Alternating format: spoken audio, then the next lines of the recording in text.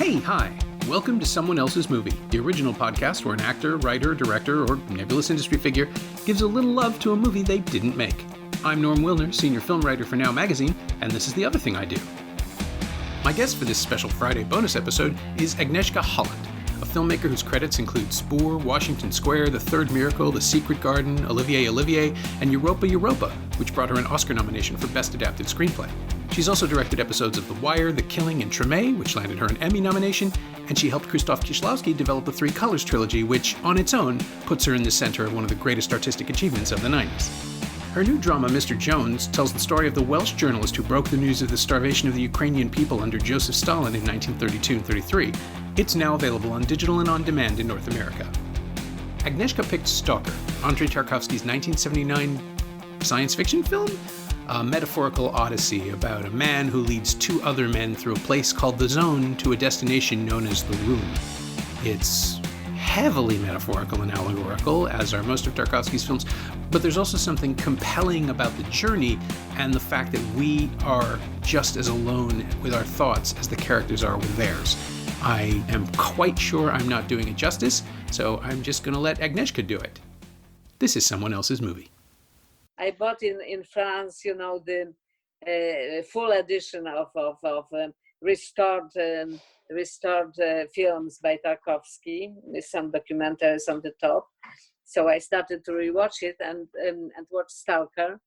And I was curious also how Stalker will be watched from our point of view with this, with the dystopic films and series and novels, which became such a rich pool of the genre, and which seems to be the easiest way to express our fears of the present and our fear about the future. But my memory, and I watched Stalker in the beginning of 80s, and never since, and now I rewatched it and have some very vivid memories, which actually reappeared after Chernobyl. Because somehow it was like a premonition. The zone where they are going, it is like zone around of Chernobyl, and it has the same even visual sign, this mix of lushness and some ruins and some, and the feel of the feel that you are in another planet, but in the same, this another planet is behind your house or behind the house of your childhood. So when watching very rich and very with the great production values, dystopic or science fiction movies, and watching Stalker, which is practically shot on one field, effectively, between some some ruins and between some abandoned railways. And in the same time, this feeling of the inevitable horror, it's so palpable and so strong. And when you, after analysis and see how minimalistic are the means he's using to achieve such an incredible richness of the emotions and senses, that it really it blew me away. It means I think that we are spoiled with those visual effects, all this, shit, and all those wonderful movies which are so, so impressive, and at the same time, they are not going to this underneath layer of our soul, of our perception, which we can find really in our dreams only, or in our nightmares. Yeah, that's a beautiful way of putting it. Yeah. I always wondered what made him decide to do something so technically simple after Solaris, in terms of a companion piece, because they're both ultimately about, I think, the same thing, finding comfort in the past and in a preferred space rather than a manufactured world. But Solaris is a studio film. It's expensive. There are sound stages. There's all this detail. And Stalker is simply people who are, it's the same metaphor. They're just as lost. It's just that they're lost in the natural world. And and the oppressive nature of the mise en scène is so simple and so powerful. I saw it with a friend who said he was bored, and I was stunned afterwards. This would have been in the early 90s, I guess, when I saw it theatrically, only once.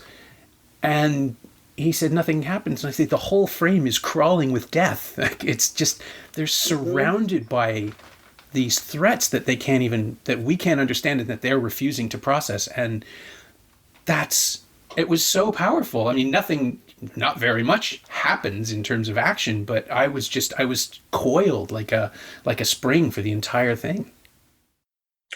Well, yeah, I'm absolutely with you. It wasn't burning the single second for me. Even if I found now some dialogues a little too literary and too expository, you can imagine very well that half of the dialogues will be cut out, and it will be not missing.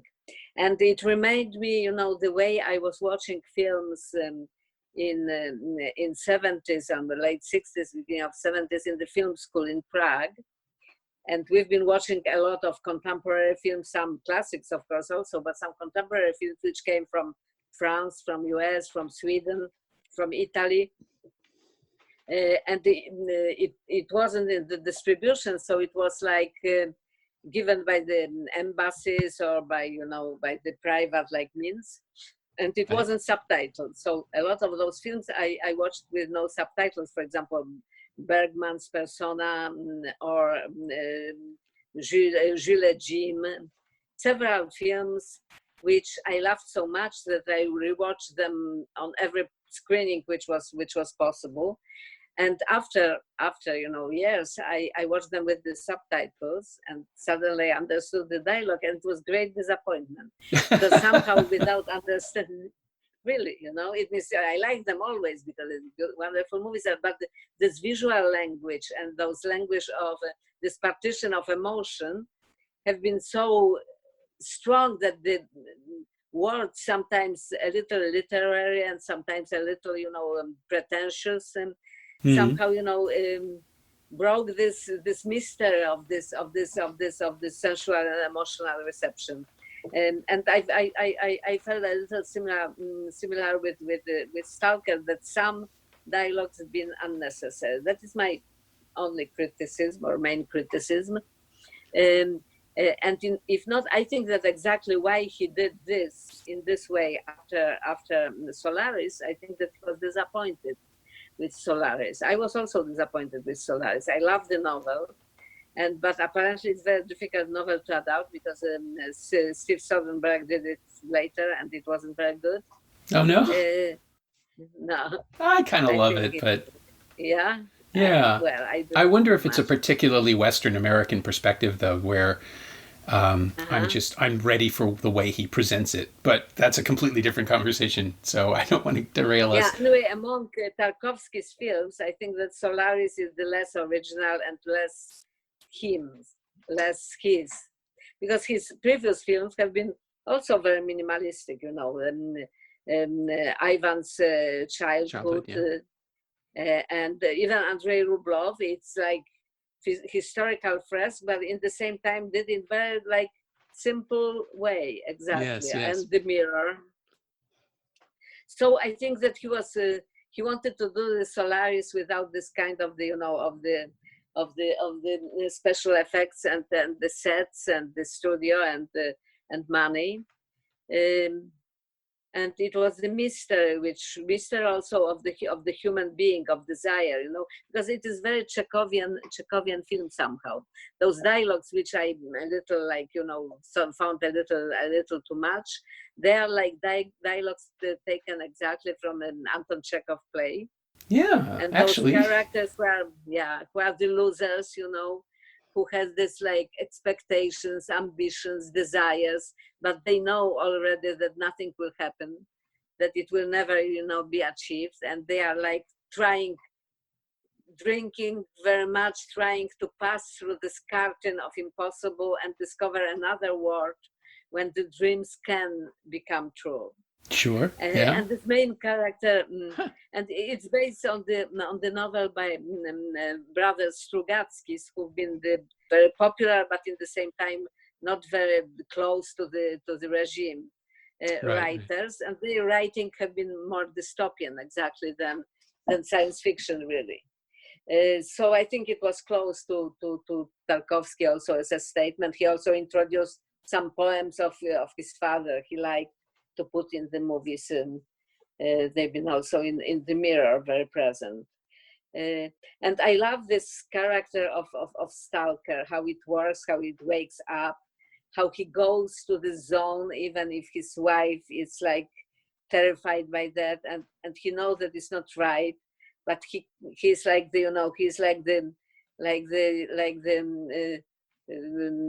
somebody who is dependent totally, who is like the drug addict. But in the same time, he goes there like not to have the victory, but to fall even deeper. Mm-hmm. And after, when he comes back and take this child who is mutilated because of him.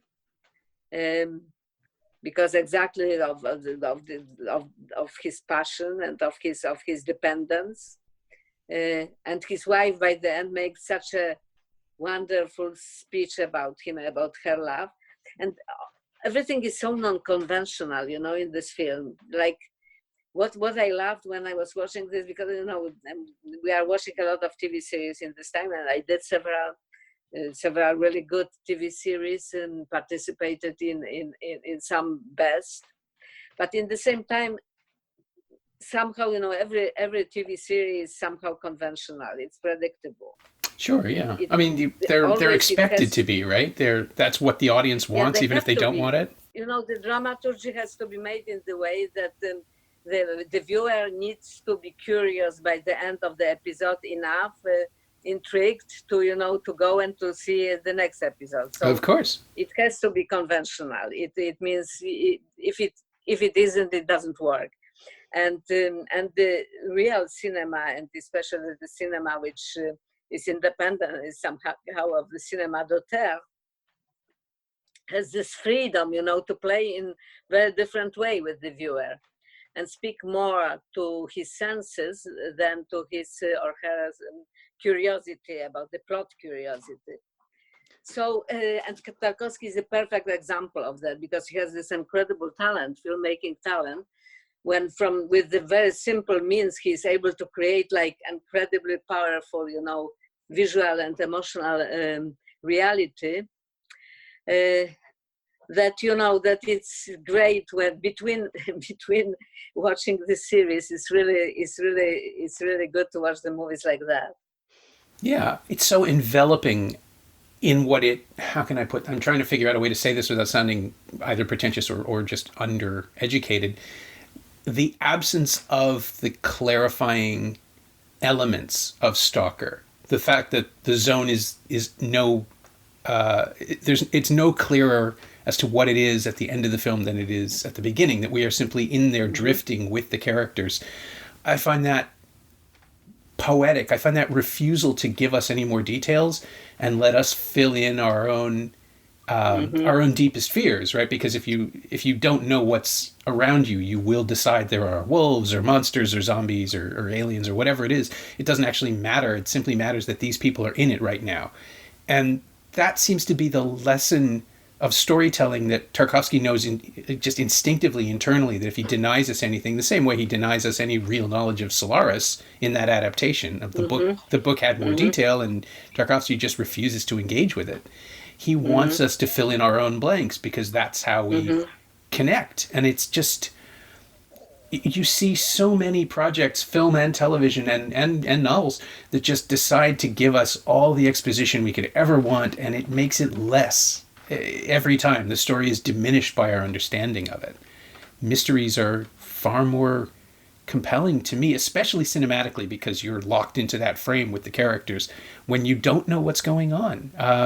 Glazer's Under the Skin, or it came close with Annihilation. It came close with, what was the Haneke film? Time of the Wolf, where something is happening and we don't fully understand it, but the only thing that matters is the people that we're following. So it doesn't matter. Right? It's about the moment-to-moment survival.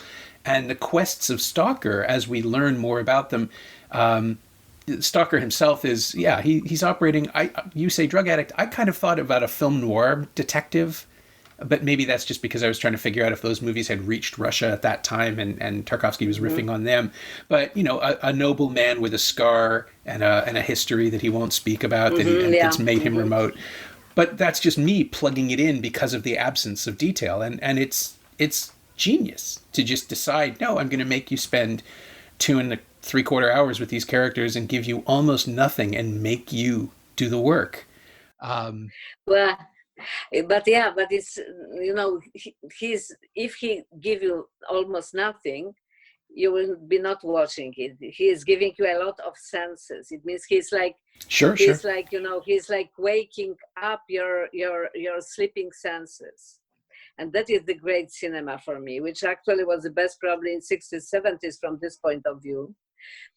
After it became too bavard, to somehow, too expository, too descriptive. And you cannot be descriptive and expressive in the same time. It's always or. So, this the Hidden Mystery is also one of my favorite films. It's Michael Haneke, Hidden. Caché. Sure. Yeah, where also this mystery is never really resolved till the end, and it is something which stay with you and which speaks, for example, about the racism, like the deep roots of the racism, much more than a lot of like sociological stories. So, the cinema can be, the cinema with this kind of the courage and talent can be very powerful tool. Yeah, I honestly, as with Caché, a friend of mine insists that George is sending the packages to himself, which I think is a wonderful explanation, although he also wants me to believe that Haneke himself is a character in the film sending the packages to provoke the story, which I like it. I like the idea. But not knowing is the thing that keeps me coming back. It's the thing that makes me revisit these films to see if I can figure it out again. It's the puzzle aspect isn't the only reason I love them, but it's a pretty big part of the enjoyment. And Caché doesn't have quite the same emotional kick as Stalker, because Stalker is ultimately about longing. Of course. No, he's different kind of filmmaker. Exactly, yeah. Prior and Tarkovsky was a poet, really. Haneke is not a poet. He is a moralist somehow. Yeah. So it's different way. Yeah. Well, I'm so glad you chose it. I know we don't have a lot of time, so I will ask you the final question of the podcast as well, which is there anything, and I've been racking my brain since we started talking, is there anything of Stalker that you yourself have used in your own films? Anything that you've borrowed? Or, I mean, Mr. Jones is about people on a journey, but I don't really think it connects beyond that. Well, maybe it's one Czech film which I put on the list, initial list, which I'm watching every time when I start new movie. Oh yes. And it's called The Demons of the Night. The director was Jan Niemiec, and actually many other films have been inspired. But this is a very simple story of two young Jews during the Second World War escaping from the transportation to concentration camp and running through the forest. It's practically, You've never seen it? No, I'm not familiar with it. You have to find it. I will look. You have to find it. It was, but certainly it exists some, Milos Steglik in Face of the Multimedia had the videos of that, but I found in France the DVD. Okay. Anyway, this movie was the inspiration for me. The part of this movie, rather it was no inspiration, it was homage to Demons of the Night. When I show Garrett running, through the forest to end in this empty Ukrainian village, which appears to be full of dead. Mm-hmm. And somehow, Stalker was in my mind, and it was in our discussions with the cinematographer when we've been constructing this, this travel to this zone, this Ukraine, which was like closed by the regime. Sure. And it was forbidden to go there. So somehow, and you go there, and everything is like that, So it was some similarities, and of course. It's more like the far inspiration than the exact inspiration, like with the Demons of the Night, when I practically took the little sequence from there and and made similar one. But what is the real inspiration when you watch movies like that? It is that it opens your senses, it opens your imagination. It frees it. And I think that the filmmakers are very imprisoned now by the conventions or fashions or expectations or or the commercial rules or other rules. So to see the films from the period and from the place when the filmmaking was so free and in the same time was not hazardous, was not that I film whatever I want. It was, everything Tarkovsky put in the movie had to be there. It was he had the great artistic discipline as well. So this mix of the freedom and discipline and talent, of course, it makes his work so special. My thanks to Agnieszka Holland, whose new film Mr. Jones is available now on digital and on demand. Thanks also to Angie Power. She knows what she did. Agnieszka doesn't appear to be on Twitter, but you can follow her film at Mr. Jones Film, MRJONES_FILM, and you can find Stalker on Blu-ray and DVD in the Criterion Collection. It's streaming on the Criterion Channel and on Canopy in the US, and it's also available on iTunes and Google Play. As always, you can find me on Twitter at Norm Wilner and elsewhere on the internet at nowtoronto.com, where in addition to film writing, I'm hosting podcasts there too. What the hell? And you can find this podcast on Twitter at Semcast, SEMcast, and on the web at someoneelsesmovie.com. Our theme song is by The Last Year. If you like it, or the show in general, please say so. Leave a review on Apple Podcasts or Google Podcasts or wherever you've been enjoying us. Every little bit helps, it truly does. And check out the other shows on the Frequency Podcast Network. Jordan Heath Rawlings' The Big Story, huge help right now. Stay inside, watch movies, wear a mask if you go out. I'll see you next week.